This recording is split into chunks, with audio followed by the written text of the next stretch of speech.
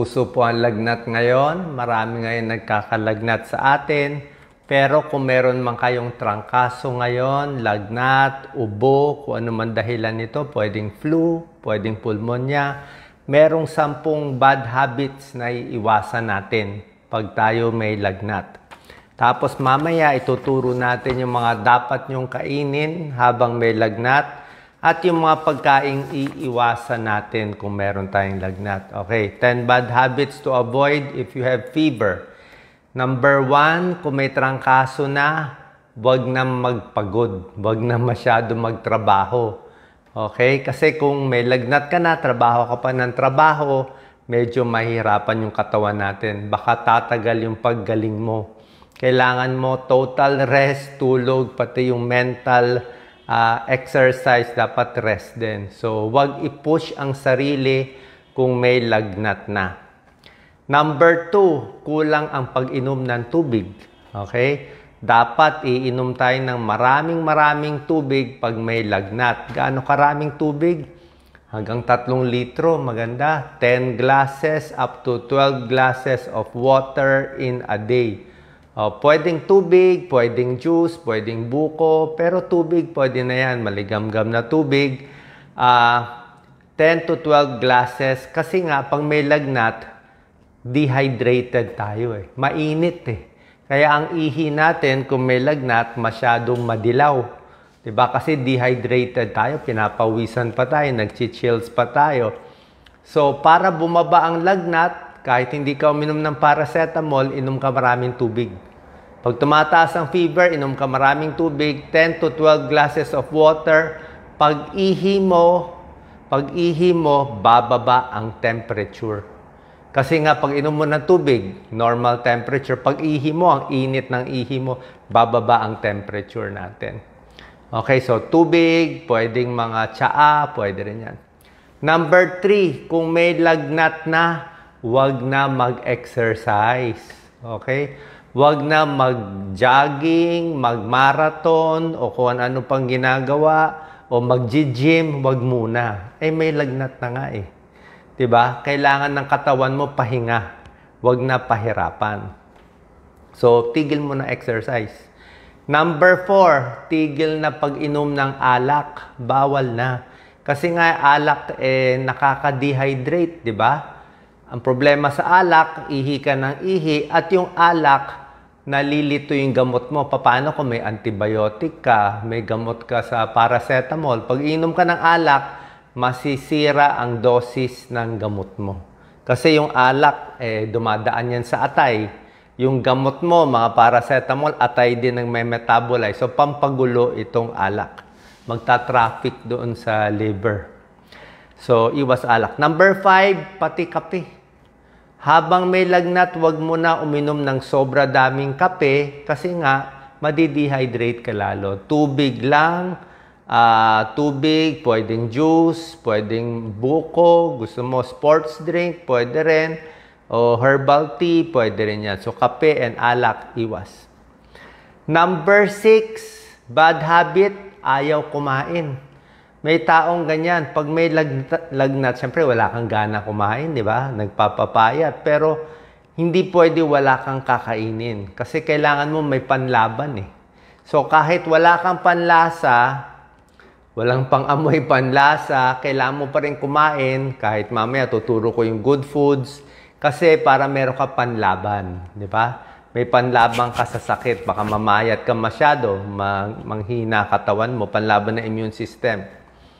Number 7, bawal magpainit.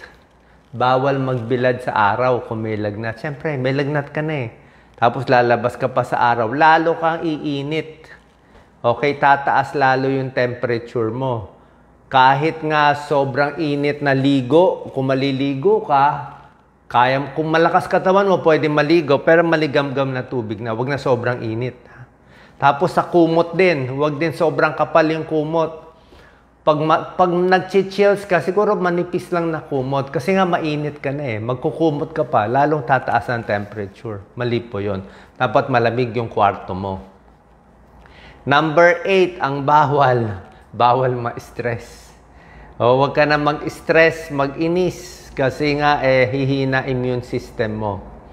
Number 9, kung merong ibang sintomas, let's say may ubo na may plema, yan, baka kailangan mo na antibiotic. Do not ignore symptoms. Kung nahihirapan huminga, baka ibang usapan na yon.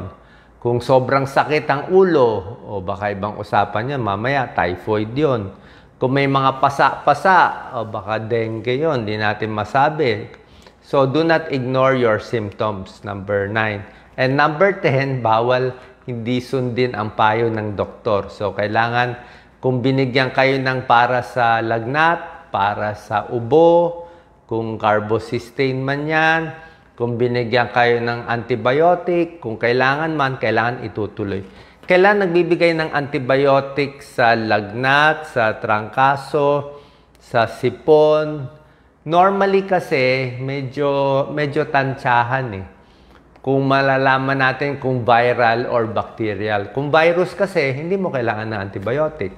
Kung bacterial, mas kailangan mo. Ano clues natin na kailangan mo ng antibiotic? Unang-una, kung yung plema sobra ng dilaw at marami. Usually, mas madilaw, mas bacterial. Isa pa, kung may tonsils ka, tinignan mo, may tonsils, may nana, ang laki ng tonsils mo, yun, kailangan ng antibiotic, 7 to 10 days. Kung may pulmonya, nakita sa x-ray, may pulmonya o yung hinga mo may tunog. Yung may halak, alam mo may plema na, yun talaga, alam mo yung may laman. So, malamang may tama yung baga nun, mas safe mag-antibiotic. Yung nagpapa-blood test, pag ang CBC, complete blood count, sine-check namin yung white blood cell. Pag yung white blood cell mo mataas, lampas 16,000, dapat 10,000 lang eh.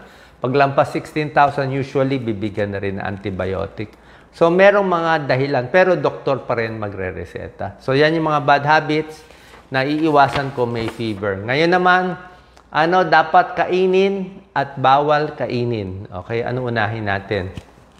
Unahin natin muna yung dapat kainin. Okay? Ang magandang kainin, pag may lagnat, sopas, sabaw. Okay? Chicken soup, pwede yan. Pampaluwag ng sipon. Kasi nga, may hydration, tubig din yan, sabaw, may vitamins and minerals. Number 2, pwedeng kanin, pwedeng lugaw. Kanin, lugaw nga, mas maganda eh. Malambot. Mabilis malunok, di ba? Arroz caldo, kanin, lugaw. Number 3, favorite ko, saging, di ba? Saging, kailangan mo yan, pang potassium, pampabusog, pampalakas, di ba? Ang daming vitamins ang saging, vitamin B, may tryptophan, may pampasaya pang saging. So, saging, kung nagtatae ka, saging din, okay? Saging, number 4, mansanas, banana, apple. Yan ang diet na pang pang nagtatae. Brat diet, BRAT, banana, rice, apple tea. So, banana, rice, apple tea, pang nagtatay, maganda rin yan pang lagnat. So, 3, saging, 4, mansanas. Number 5, pwedeng mga toast. Simpleng toast bread lang, tinapay lang, para mabilis matunaw. Kita mo yung mga pagkain, mga matatabang. Number 6, pwedeng nilagang patatas, boiled potato. Potato kasi potassium na naman to eh. Potassium, energy, nutrients. Number 7, mga oatmeal. Pwede rin. Number 8, gulay. Kahit anong steamed vegetables. Diba? Ang gandang gulay yan. Diba? Siguro konting manok. Pwede rin. Number 9, mga tsaa, mga liquid, mga tea. Pampakalma dito. Okay, pamparelax ng lalamunan. At kung masakit ang lalamunan, ito pang bata, pwede yung mga popsicle na ice cream. Yung popsicle lang, hindi yung gatas. Popsicle parang tubig lang, tsaka tubig, coloring, tsaka asukal lang yun eh. Para lang kumalma. Ice chips or popsicle, kung may sugat-sugat dito, kung may singaw-singaw. So yan po, clear foods, mapuputi lang, maayos lang na pagkain, malilinis na pagkain. Kita nyo, walang dinuguan dito ah. Actually, sa mga bawal yung dinuguan eh. So, yan yung mga foods na pampalakas, pilitin kumain. Ano naman yung mga pagkaing iiwasan? O, sinabi ko na dinuguan. Usually sa dengue, kung dengue yung lagnat, minsan may dengue sa bata, ayaw namin pinapakain ng dinuguan. Kasi nga, nangingitim ang dumi. Dugo kasi yun eh. So, pag umitim ang dumi dahil sa dinuguan, hindi alam ng doktor, ay, nagdugo ba yung tiyan ng pasyente? Kaya kaya umitim ang dumi o kumain ng dinuguan. Hindi natin masabi. Other foods, iiwasan sa lagnat, spicy foods. Spicy. Bakit spicy? Siyempre, may sakit ka na, baka ma-irritate yung tiyan mo. So, kalma lang. Tulad na sinabi ko, kape at alak, iiwasan muna, nakaka-dehydrate habang may lagnat. Number 4, mga prito at mamantika. Kasi pag kumain tayo ng prito, mamantika, matagal matunaw. Matagal maalis sa tiyan natin, baka lampas 4 hours. Normally 4 hours bago mawala yung pagkain sa tiyan. So, pag mamantika, crispy pata, chicharong bulaklak, very oily foods, matagal sa tiyan. So, medyo mabigat sa tiyan yan. Mahirapan ka matunawan. Number 5, magugulat kayo, mga gatas, dairy products. Actually, ito depende. May ilang pag-aaral, pag mahilig ka daw sa gatas, dumadami yung plema. Okay, so pwede nyo itansya kung okay naman sa inyo yung gatas, wala naman masama.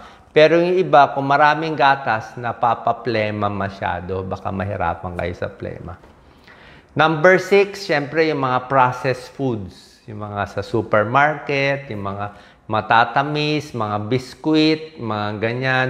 Medyo dun lang tayo muna sa wala masyadong maraming additives. Okay? Number 7, sobrang sugar. Sugar, konting sugar, wag lang sobra dami. Kasi sobrang daming sugar, hindi rin maganda sa immune system. Number 8, puro karne na mabibigat, matitigas na karne. Kasi nga hirap yung digestion mo, tapos nagkakarne kang matigas. So, konting iwas. And number 9, hilaw na pagkain.